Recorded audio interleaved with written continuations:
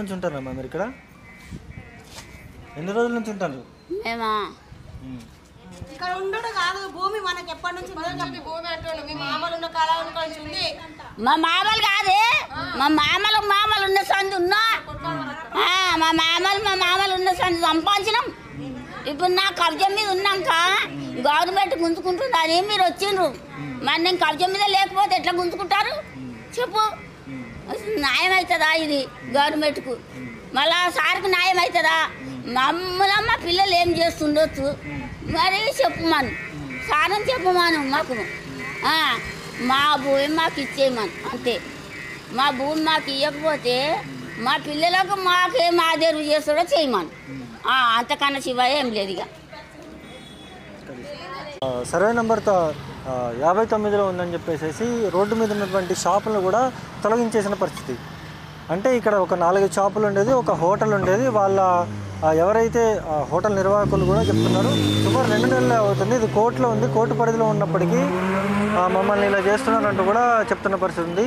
పొద్దుటే ఉదయం 5 గంటలకే వచ్చేసేసి తక్షణం మీరు ఖాళీ చేసేయాలి, లేకపోతే లోపల మనుషులు ఉన్నా సరే కూలగొట్టేయాలని చెప్పేసి సిపి రంగనాథ్ గారు చెప్తున్నారని చెప్పేసి ఇక్కడ నుండి బాధితులు చెప్తా ఉన్నారు. మరి ఏమైతా ఉంది? ఒకవేళ మనిషి లోపల ఉన్నా సరే చంపేస్తారా రంగనాథ్ గారు? అక్కడ బాధితులు చెప్తా ఉన్నారు. ఇప్పుడు మీరు కనీసం షాప్లో ఉన్నటువంటి సామాన్లనైనా తీసుకునే అంత టైం మాకు ఇవ్వలేదంటూ కూడా ఇక్కడ నుండి చెప్తా ఉన్నారు వాళ్ళు. ఒక్కసారి చూడవచ్చు మనం విజువల్స్లో. ఒక షాపు, ఒక 4-5 షాపులు ఏవైతే ఉంటాయో షాపులు అన్నిటి కూడా కూలగొట్టేసిన పరిస్థితి. ఇప్పుడు ఈ షాపులు మీకు ఏమడ్డం వచ్చినాయండి? ఇప్పుడు ఈ షాపులు మీకు ఏమడ్డం వచ్చినాయి?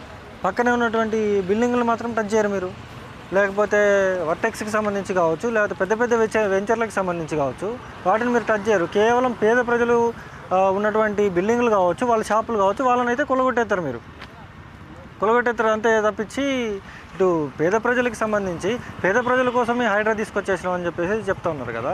మరి ఇక్కడ తెలంగాణ రాష్ట్రంలో పేద ప్రజలు ఇంతగానో ఇబ్బందులు ఎదుర్కొంటుంటే కనీసం దున్నపోతు మీద వర్షం పడ్డట్టు మీ వైఖరి ఉంది. ఇప్పటికైనా మీ వైఖరి మార్చుకోవాలని చెప్పేసి ప్రజలు చెప్తా ఉన్నారు. కట్ చేసుకున్నాం మేము 1 మంత్ ఒక 20 days అయిందండి ఇది ఆన్ చేసి.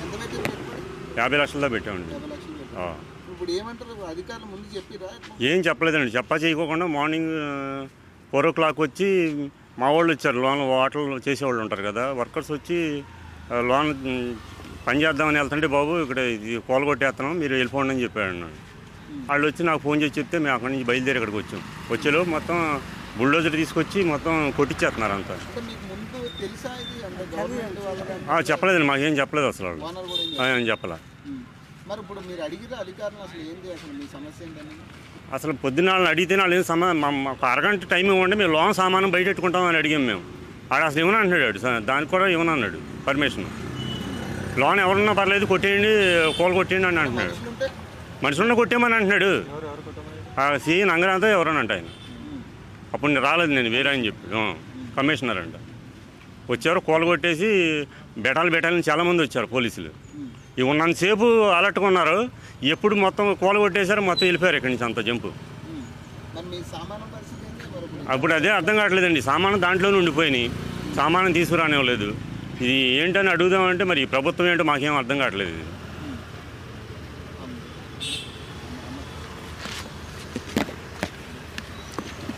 సామాను అంతా అందులో ఉన్నాయి సార్. మరి ఏం చేయాలి సార్ మా పరిస్థితి? అటు ఇటుగా 50 లక్షల రూపాయలు పెట్టి ఏం చేయాలి? జీతాలు 10 మందిని పెట్టుకున్న వాళ్ళకి జీతాలు ఇవ్వాలి కదా. ఏం చేయమంటారు? ఎవరిని అడగాలి మీరు? చెప్పలేదండి. అది కనీసం టైం పప్పులన్నీ రుబ్బుకున్నాం సార్. రాత్రి తెల్లారికి ఇది కూడా శనివారం బాగుంటుంది ఇక్కడ. నైట్ టైం చాలా బాగుంటుంది, పగల కొద్దిగా ఉంటుంది, కానీ అన్నీ పెట్టుకున్నాం. ఇప్పుడు వాళ్ళు ఏమో గవర్నమెంట్ భూమి అంటున్నారు కదా, గవర్నమెంట్ మాకు తెలవదు కదా సార్. తెలిస్తే మేము ఎందుకు తీసుకుందాం? అంత పెట్టుబడి ఎందుకు పెడతాం దానికి?